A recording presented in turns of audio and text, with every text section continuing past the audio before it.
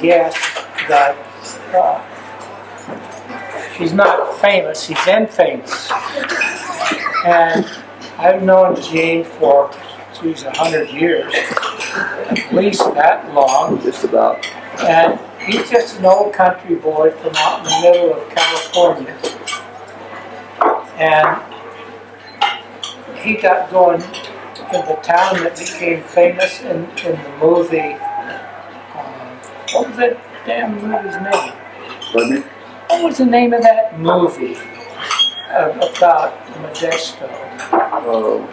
You guys all seen it. American Graffiti. American God, Graffiti. yeah, funny man. How did we forget that? Yeah, I didn't know. Didn't know if that was the right one or not. Yeah, whatever. But at any rate, long years ago, I built a car. No, I didn't build it. I built a chassis. And AMT Models came to me and said, if we paid to have a body built for that thing, would you have it done? It's a of course I'll do it. And so anyway, Gene at that time was on my list of who I'd like to have build a car, and a guy named George Barris heard of it. One of our favorite guys, and he came hustling in there and said, no, he was under contract and he had to build a car. And I said, George, you can't build anything with less than 3,000 pounds of lead. No, this will be just exactly what you want.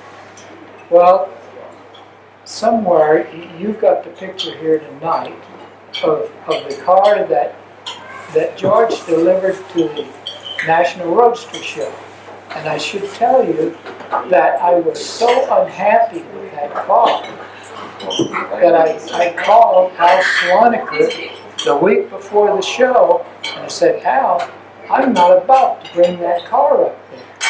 It's an embarrassment. And Al said, oh no, you've got to bring it. You've got to bring it. No, you have to. And finally, after all of that, why do I have to, Al? He said, you've already won the big trophy. For Pete's sake. Well, the guy that was in charge of the whole program for AMT said, okay, what do you want to do? And I said, I don't want to take it to the show. And he said, well, Swaniker would really like to have it there, and we would like to have it, as a sales thing for our kit. And he said, tell you what, as soon as the show is over, we'll deliver the car for you where you want it to go and have it redone the way you want it done. I said, well, that's really simple. I'd like to have it go to Gene Winfield. Then I got around to asking Gene, I said, Winfield, do you know how to work aluminum? He said, no. I said, but that's what I wanted the car body to be made of. Can you make the front end and the fenders and stuff like that? I don't know. So I got a call from him, and he called back and said, I know how to do aluminum. Well, how'd that happen? He said, I just spent 3 days with Gordy Van over in the Bay Area, and he taught me how to do aluminum in 3 days. Well, that's the second iteration of the car. It turned out really good looking, And I think it launched Gene's career with the ladies. You'll notice, Gene and I started a race back about, I don't know, 60 years ago or so, and I have won. I lost my hair before he did. So, what we'd like to do as well, while we're waiting for them to serve stuff, and please, you guys, introduce yourself. Gene can't remember you any better than I can, and I'm around you all the time. But he has a tremendous memory. Just be aware of that. And the word is here, but it won't come out. Anyway, if Gene could just say a few words, not overwhelmed, and then you guys ask him questions, okay? Because if he can't answer them, why?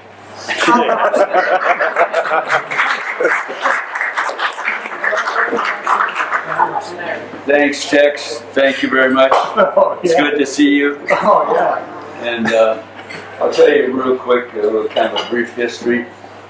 I started my first shop in late '46 in a chicken house behind my mother's house. And of course it had a dirt floor, so I put a cement floor in it, and then I added onto it a couple of times. And so I was there until I went into service in 1950. I had already been in the Navy prior to that, and so they drafted me for the Korean thing. So I spent a couple of years in Japan, and of course I built some cars in Japan. It wasn't going to stop me. Anyway, I shopped in section of 41 Ford over there and started building a sports car, doing a few things. And I really learned how to work metal in Japan. Prior to that, I was brazing everything and warping the hell out of it. And then I would learn how to lead. So I was leading, and of course we didn't have plastic at that time. Plastic didn't come out until '55. And so the first day out of the base, I went to found a Japanese body shop, and this guy, it had a dirt floor, by the way, and so this guy had a chunk of steel on the floor about 18 inches by 18 inches, about 4 inches thick, and he had 2 hammers. Now the 2 hammers have double-ended, of course, so he had 4 choices, and so he was pounding on this little chunk of steel on the floor, little bits of metal, and he made a complete front fender for a '39 Buick. Complete front fender out of little pieces and welded them together. So I learned how to hammer weld by watching him, and he was fuse welding some of it with no welding rod. So he fitted those panels so close, it was just unbelievable. And he pounded them with a hammer to get the shape. Metal, as you hit it, it stretches and it has to go someplace, so it goes into a compound curve. So he totally built that fender. So that's where I actually learned to work metal, and now I'm teaching it all over the world. I've had 2 workshops here already in Australia. I've painted a car, and now I'm chopping a car, a 47 2-door sedan, which is a little difficult to chop. They're not really easy. And because it's kind of like a fastback, the roof goes right down onto the trunk and all the way to the bottom. So what I did on this one is I moved the whole rear section forward. It has to come forward and down to the windshield. So I tilted the whole trunk lid, the whole part of the body. And it'll be at the show this weekend in metal. Very, very unfinished. But anyway, I've been on it 2 days, and then I'll work a half a day tomorrow. And so I'm having fun. I enjoy Australia very much. It's great. Great country, it's great people here, and so if you want to try to ask the questions, I'll try to answer them. Anybody think of any questions? Go ahead. Who was this guy that actually had the skills? The Japanese guy? Was he someone you knew? Was he? No. I got out of the base the first day they let me. I think I had to stay there a week before they let me out of the base. I finally walked down the street, and I happened to find this body shop. Walked in there, and started watching this guy. So I was there for probably 7 hours, and I went back the next day and watched him finish. So in 2 days, pretty much in 2 days, he finished that entire finish. It was great. So how did you go communicating with him? Pardon me? How did you go communicating with him? Oh, I didn't. I just watched him. He couldn't speak a word of English, and I couldn't speak a word of Japanese at that time. And after I spent a couple of years there, and now I've been back to Japan 6 times for the Moonlight Show in December, and I have Japanese friends over there, and I have 5 cars in Japan that I've built for Japanese customers. I'm building another one now, a 52 Chevy. I've got 7 cars under construction at my place, and I do workshops there at my place twice a year, and usually in spring and fall. And so for the last 2 workshops at my place, I sectioned the 58 Chevy Impala 4 inches, and then the next workshop last May, I chopped it 3 inches. So it's chopped and sectioned. It's going to be quite low when I put airbags and so forth. It's going to be down about this high. So I'm having fun. I mean, I really enjoy it. I work on cars. That's what I do for a living, and I do it for fun, and I enjoy it. Have you still got the Merc you built back in the 60s, the gold one? Yes, I built a Merc called Solaris. Yeah. Yes, I'm duplicating that car now. You haven't still got it though? No. You sold? I owned that car. I started for a customer, and then he bombed out on me, and I bought it from him, and I went ahead and finished it up and showed it. That was in 63 and 4, and I was coming back from a show in Phoenix, and I was about 4 in the morning, and I got sleepy, and I let my wife drive, and a guy swerved. A guy went to sleep in front of her. She started to pass this old flathead truck, and we went to sleep and swerved. She hit the brakes, and we were all over the place, and put it upside down in the ditch and totaled it. And at that time, I had it for sale, and I had it insured for more than I could sell it for. So I was very happy. I bought it back from the insurance company, and we took everything out of it completely, everything that was removable, and I torched it into pieces and put it in a dumpster. We wouldn't do that today because everybody's looking for the old cars. But it was called the Solar Scene, and it had some interesting things. It had a Buick nailhead engine in it, and but it had the old Buick slush box transmission, so it wasn't really fast, but it was a nice car, so I'm duplicating it. I actually saved the seats, 2 of the seats, and the grill. I sold everything else. First swap meet I ever went to, I put some prices out there, and I priced it too cheap, of course. So they bought it up like quick. Everything was gone, and then I walked around, and my same parts there, they doubled the price. I learned pretty quick. So anyway, I do have the 2 seats, and Val has the grill panel. He bought it somewhere along the line and still has that. It had a chrome insert with all kinds of Stuart Warner instruments and things like that. Any other questions? Well, anybody else?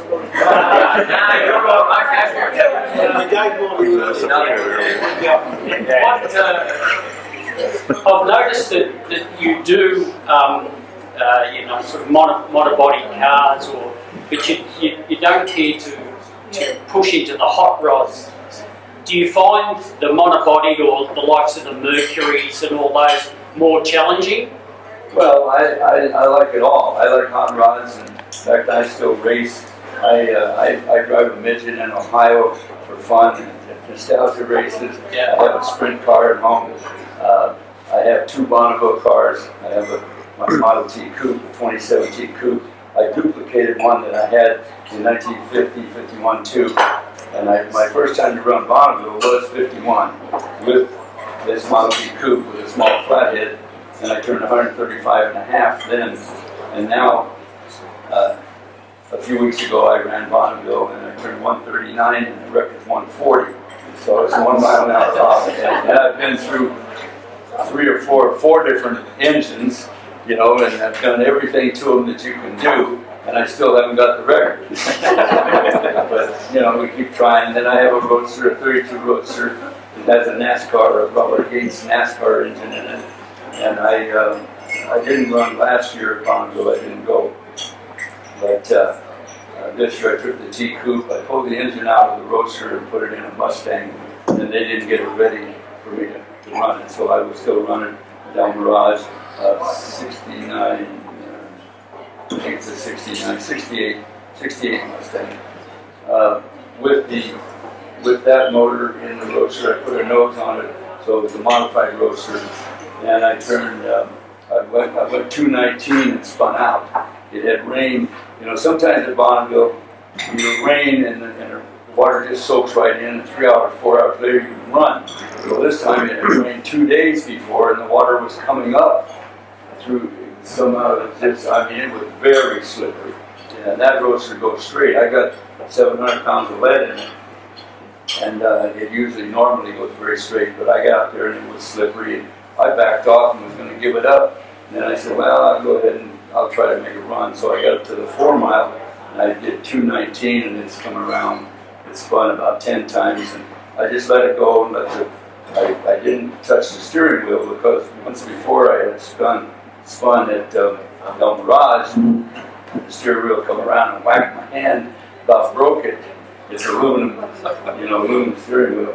So I just let it go. The steering wheel stopped. I started grabbing and it spun the other way 2 turns. So I made a big mistake. I left it in gear. I shut it off, but I left it in gear. So the motor is trying to run backwards at 200 miles an hour. And it worked the valves. I tried for 13 hours to make a run. I had to give up and go home. So that's life of racing. What are the cars that you built in Japan? What are they that they're now? Yeah. 53 Buick, chopped and everything, full custom. And I have a 48 Ford over there. I had a 53 Chevy pickup, and I have a 53 Chevy.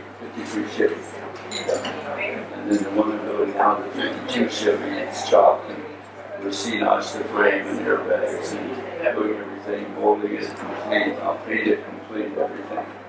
The Buick over there is a really nice car, and it's when they go to Japan, when they bring over a radical custom in Japan, then they put it in all the magazines. There's three major Japanese magazines, and it's on the cover of all 3 of them. All the covers are still there. And so anyway, in the old days, I took a lot of pictures. I started out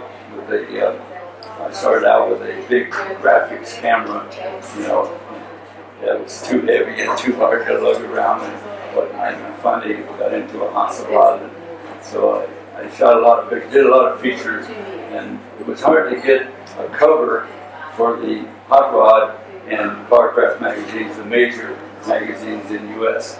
But there was a guy in New York, New Jersey, put out a few of those little books, what we call them now, the little pages. And one year I had 8 covers in a year out of 12 issues. So I still took a lot of pictures, and I still take a lot of pictures for fun.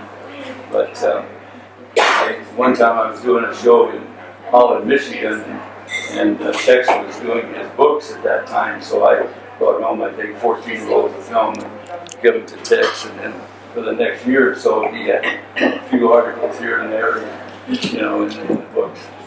It's been great knowing this guy, and we've had a lot of fun. And he's been through all kinds of magazines, newspapers, books. He's been the editor of all kinds of stuff. It's really been great. Any other questions? Over the years, like movies, like the movies? Yeah, movies, yeah. So TV shows. How many of you involved in? Well, I've been in all kinds of movies and television. Soon to have my own TV show, although they've been fooling around with it for almost 2 years now. It'll be called Gene Winfield's Rod and Custom. Now they have half the money in the bank, and I understand that just last week they signed a deal with Walmart. Walmart's going to put up the other half of the money. Now, the reason it has taken so long is because the producer is going to produce 3 major musical concerts. And these are going to be filmed on the aircraft carrier, the Midway, in San Diego. And these are going to be, one will be blues and rock and that kind of thing. So it'll be different. But it'll be just like Bob Hope used to do with all GI audience, all servicemen audience. And so those are multi-million-dollar productions. So then they're going to, with a little drama from that, they're going to cut to me and they say, well, Gene, I know you're having trouble. Are you going to get this car done on time? And then I'm going to show up and drive it on the Midway. It'll be a 32 Roadster. It'll be called Liberty 32. Now, Brookville has already furnished the body. I've got the chassis 80% done. And then what we're going to do is put the body together and then take it apart and then copper plate the body with copper from the Statue of Liberty. This copper comes under armed guard, which I was kind of surprised at that. But anyway, it goes to the chrome shop and it'll be copper plated. And then the first 3 cars, or maybe 4, will be shown in shows all over the U.S. And then they'll be auctioned off at Barrett Jackson with no buyer's fee, no seller's fee, and all the money goes to GI charity. All the money will go to GI charity.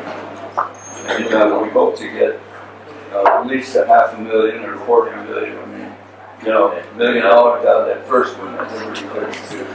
And I'm going to have GIs helping in the production of all these first vehicles as well. Cool. Any other question? Yeah, I was just going to ask, the likes of Agostino with his customs using, like 60 big cars, big American cars. Yeah. Do you feel that you may have had any influence on a guy like him in his? No question. Yeah. I've painted several of his cars, but yes, I've had influence on all of the young guys that are coming up that are building those cars, and he's he doesn't do any work himself on those cars.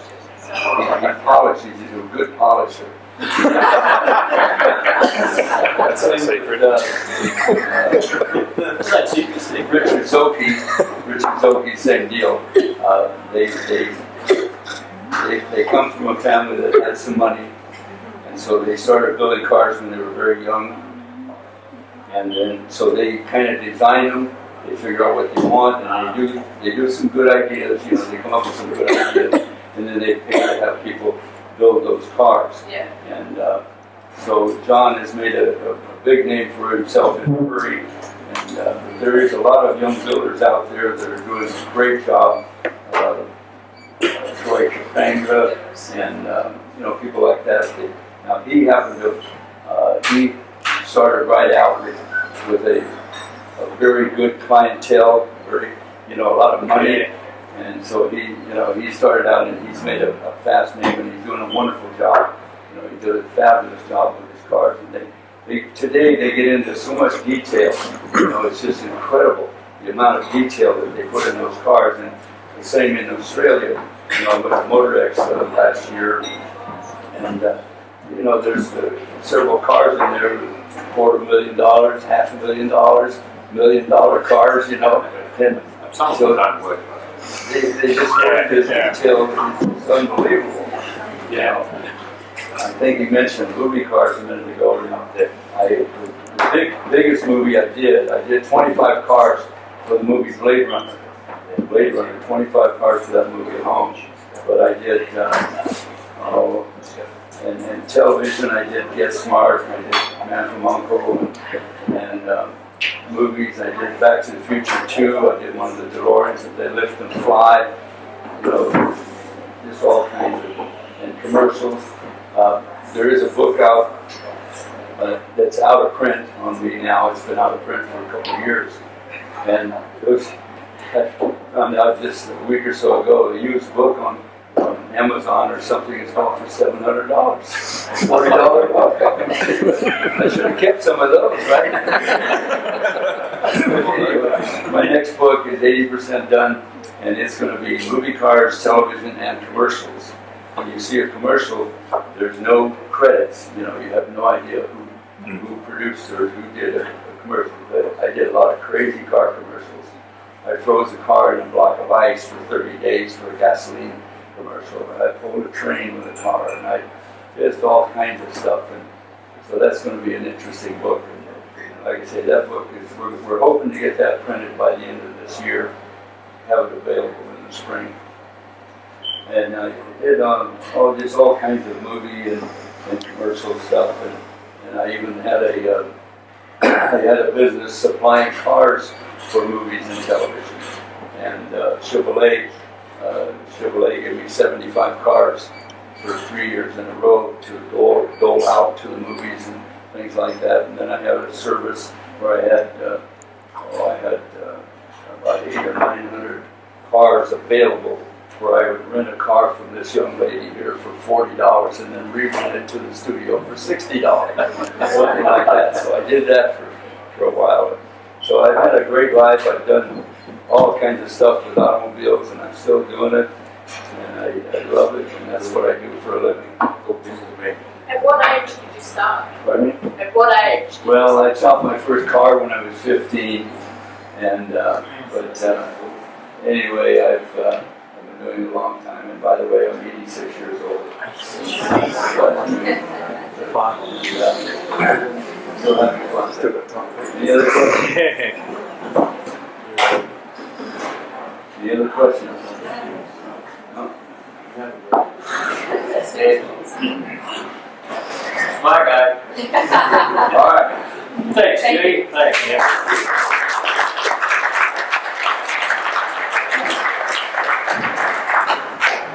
Now, I know you're all going to want to ask questions of him.